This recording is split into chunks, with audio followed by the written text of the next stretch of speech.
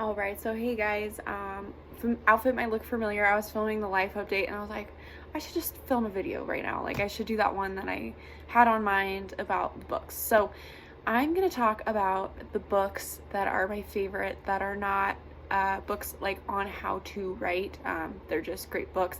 And unfortunately, I don't have a lot of them here because I mostly keep books I have read, or I'm sorry, I haven't read here, and books I have read that I love at home.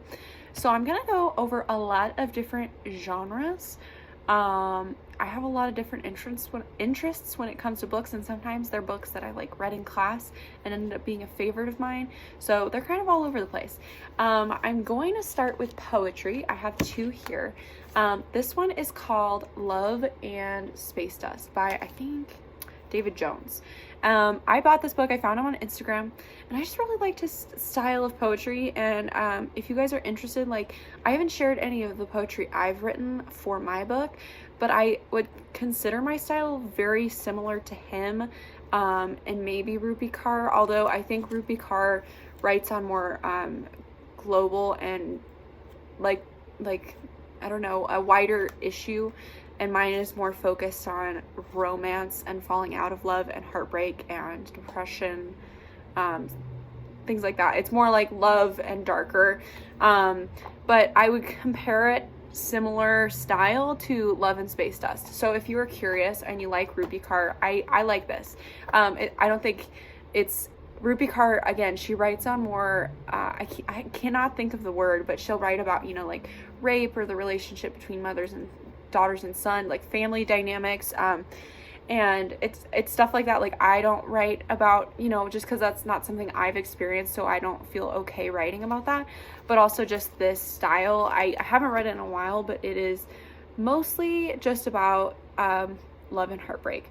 And so I really love it. And then, of course, I recommend Rupi Kaur's Milk and Honey. I don't have that on me, but it is a really good book. And the thing I love about poetry books is you can sit there and like read it in an hour. And so that's always fun. But those are the two poetry books I recommend. Then next I'm going to go into some books I read as a younger adult or a child that I still really love. So the first one is Peter Pan.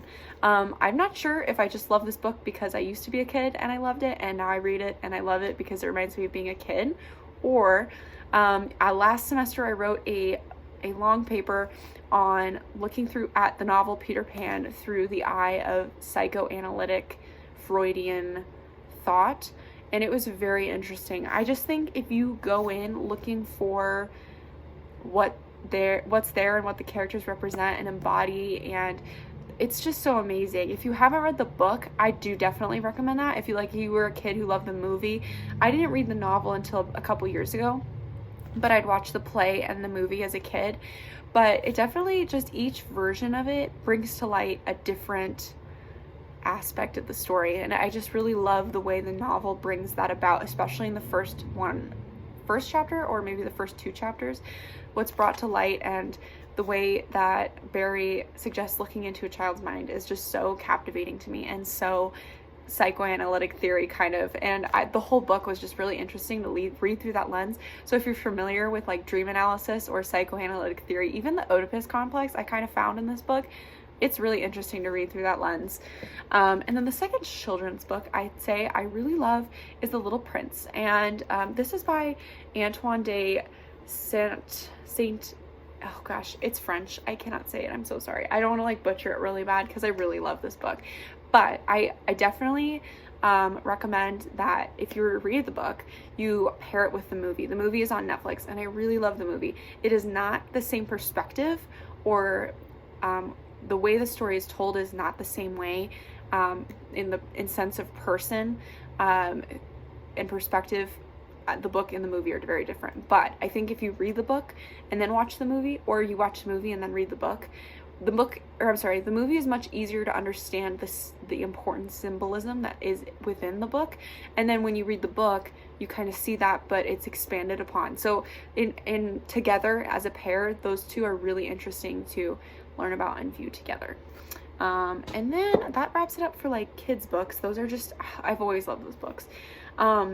Then I wanted to go into, as a young adult, this was like in high school, I always have loved kind of mystery books, and I haven't had a chance to read a ton in my college career, just because I'm busy reading like classic literature so much. But I really loved Elizabeth Chandler. I actually have not read this novel. That's why it's up here. But I read Dark Secrets 1, which was the first book I read, and I really loved it. I think the Back Door of Midnight or something, that's another one of hers. I read that one. It was really good. I've read almost all of her novels. I just really loved them when I was a teenager. They're not complicated. It's not a complicated or hard read at all. Maybe that's why I've kind of drifted away from it. But the storylines were always really good, and I really appreciated that about her. The mystery would always, you'd be going one way, and then just like a mystery should, you were like flipped around and you were like, where did that even come from? So I really love her novels. If you're looking for like just kind of an easy and pleasant read, this is definitely, I think, a book for you. Then I'm gonna go into like all the difficult classical literature that I love, and most of these books I don't have up here with me. But if you're looking to like really just, rack your brain over a story, I love, of course, Dante's Inferno, and I have not read Purgatorio or Paradiso yet, and I have both. I'm waiting to read them. But the Inferno is just, there's so much there, especially if you're familiar with, I think it's Catholic specifically in the story, but just the religion, Christian religion. It's just so interesting, and there's so many allusions that go back to stories or passages in the Bible. And it's just very interesting. This, and also, if you read my book too, you kind of know, if you understand these two books, you'll understand way more of my book. But Paradise Lost, John Milton's Paradise Lost. It's another one that I don't even know what's there, because there's just so much there, and it's really hard to understand. But this, I've just absorbed this book. Like, I love this book, and because I'm Christian, I just feel like this, specifically John Milton's writing too, as a Christian, just really speaks to me. And, sometimes like you question things. I do. I sometimes question things in the Bible, and I just feel like John Milton like answered everything. And not that he's, someone who, prophet or whatever, but, I don't think he's like specifically in tune with God, but it's just an amazing story. And the fact that he wrote it when he was blind in prison, like, just adds another factor of like, how did he create something so amazing, and I think like, and something so true that fits so perfectly within the gaps of the Bible's stories, or the world's creation, or it's a really interesting book. And if you're ready to dive into some really tough literature, and just see what's there, and you're familiar with the Christian Bible, this would be a really hard book if you weren't familiar with the Christian Bible also. But if you are, this book is just amazing. And same with Dante's Inferno, although Dante's Inferno I don't think is so closely based to the Bible. It might be to Catholic religion, but to me, I just feel like, the Bible doesn't go so in depth to talk about what is hell, like what's there and how it works, and like, but this fills in those gaps, in a under a certain lens. But I think Paradise Lost more fills in the gaps and lines up with a lot of different aspects of the Christian Bible, whereas this doesn't line up with so many. But maybe it's just because I'm not a Catholic and I believe he was, which is different than, like a Methodist reading of the Christian Bible. And then on top of that, the Odyssey is amazing. If you love Greek literature, it's just the best book. And I haven't read the Iliad yet. I'm hoping to. It's a really great book. There's so much there. Again, you can dive into it. And I feel like with the Odyssey, if you balance it out with a good amount of like videos online, because it's another one, and I recommend that with Paradise Lost or Inferno, it's really hard to read. But if you read it like by canto or chapter, and then watch a educational video to kind of understand what's happening, or watch the video before you read the chapter, it really kind of helps you to know what to look for. It's like having a class, with a lecture and reading it, is because you know what to look for, the themes that are there. They kind of explain the overall plot, and then you can look within that plot knowing what to look for, just because the language itself is so difficult to dissect sometimes, because it's so different or way more poetic than modern English is. So that kind of adds, a level of distraction, I guess, to the story. But once you can look past that, either with like a video just to outline the plot for you, or a class, it's really helpful. I think I was reading Paradiso and by Dante. I didn't get far, but there was actually like a Yale lecture online on YouTube that I watched alongside of it, and it just, you know, it was enlightening. So if you can find online resources, that's, again, like, I just highly suggest that. I think it adds a whole other level that that we have chance to use and to utilize to the reading, so that you can really help to understand it.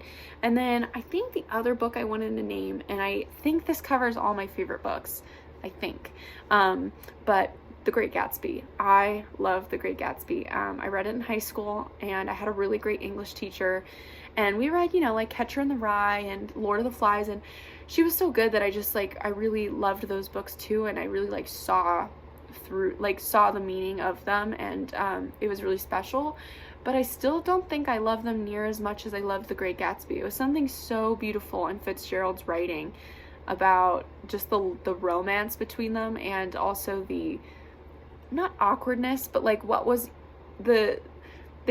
every single person in that book was kind of holding back, and it was just really interesting to figure out, like, characterization, I guess, in that book, just really interesting, and it's a really beautifully written romance novel. So that is all for the books. I hope you guys liked it. I hope that if you haven't read some of these books, you kind of try delving into them, because they all have so much there. And I think, yeah, every single one of these books, maybe not the poetry you still have to think about, but as you can see from my favorites, I love books that you have to really think about. I think the only one that doesn't have, you know, like a deeper literary meaning might be the mystery novel, but even I was so young, I might not have just been looking for it. So let me know if you guys have read any of these, and if any of them are your favorites as well, and if you're going to read any of them based on this video. I really do love and recommend all these books, and I always get my books just used at a thrift store, like all these classic ones I'm noting, like Odyssey, Great Gatsby, probably Inferno too. I think I got all these copies at the dollar store, but I believe I got them all at Goodwill, just because they're always, you know, on someone's reading list, and no one wants to keep them usually. So they ended up at, you know, Goodwill, and they're totally great condition, and they're probably like $2. So that is, if you're okay with used books, that's what I recommend. I always feel better about marking up a book that was like used and then buying a new one myself and then marking it up and annotating it. Like if it's used, that's a different thing for me. So I do recommend that to you as well, and I hope you guys enjoyed. Thanks for watching. I'll see you guys in my next video.